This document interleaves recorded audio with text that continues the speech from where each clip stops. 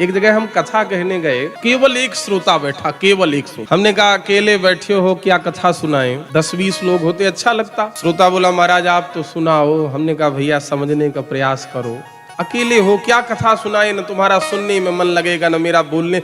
10-5 लोग हो अच्छा लगेगा। श्रोता बोला महाराज आपने दक्षिणा ली है, सुनाना पड़ेगा, श्रोताओं से मतलब नहीं। हमने भी धीरे से कह दिया अरविंद केजरीवाल की तरह तर्क दे रहे हो, क्या उनके भाई हो? श्रोता बोला महाराज एक बात पूछे। हमने कहा पूछो। श्रोता बोला महाराज आप कहते हो अकेले बैठे हो, अकेले बैठे हो, मैं आपसे एक बात पूछ रहा हूं।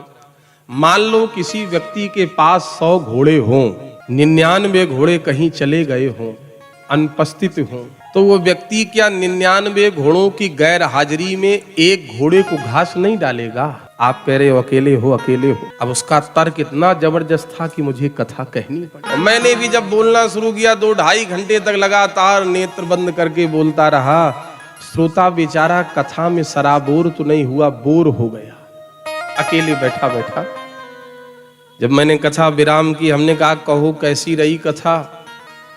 तुम्ही ने कहा था किसी व्यक्ति के पास 100 घोड़े हों, 99 घोड़े कहीं गए हों, तो व्यक्ति 99 घोड़ों की अनुपस्थिति में एक घोड़े को घास नहीं डालेगा।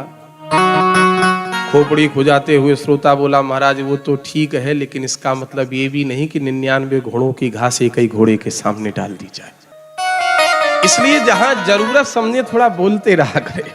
आपसे मैं निवेदन करूं, गन्ने के गांठ गांठ में रस है, एक एक पूरे में रस है, लेकिन कोई व्यक्ति ये कहे कि गन्ने के भाग में इतना मीठा रस है, चलो गन्ने की जड़ को खाया जाए, तो क्या वो जड़ को खाने से जो रसास्वादन गन्ने के रस का है, जड़ के खाने से मिल जाएगा?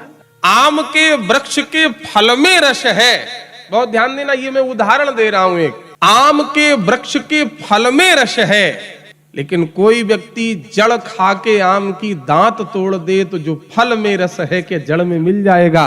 ऐसे ही वेद पुराण शास्त्र जो हैं ये वृक्ष हैं, और उस वृक्ष का जो गला हुआ पका हुआ फल है वो श्रीमद् भागवत कथा है, श्रीमद् भागवत वार्ता है।